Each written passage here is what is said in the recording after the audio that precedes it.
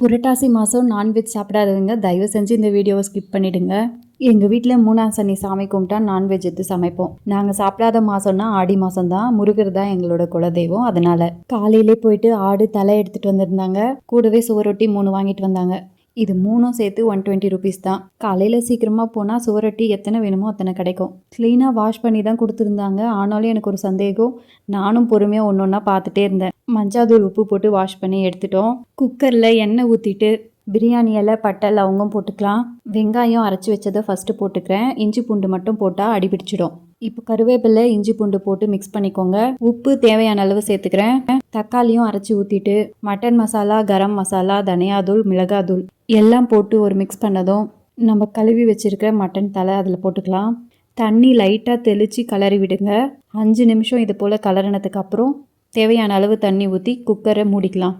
நான் 5 விசில் விடுறேன். கறி வேகிறத பொறுத்து இன்னும் 2 விசில் எக்ஸ்ட்ரா கூட விட்டுக்கோங்க.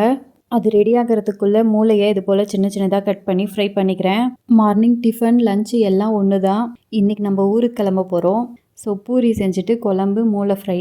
ஈவினிங் 3:30க்கு ட்ரெயின். 1 வீக் எப்படி போச்சுன்னே தெரியல. நேற்று மழை வந்ததுனால காயாத துணியெல்லாம் மேலே இருந்தது. போகிறதுக்கு முன்னாடி அதெல்லாம் எடுத்துகிட்டு வந்து மடித்து வச்சுட்டு கொஞ்சம் வீடெல்லாம் க்ளீனாக பண்ணிவிட்டு போயிடணும். இதுக்கு மேலே அவங்க மட்டும்தான் பெங்களூருக்கு வந்து போகிற மாதிரி இருக்கும். லீவ் விட்டால் நானும் சார்மியும் வருவோம்.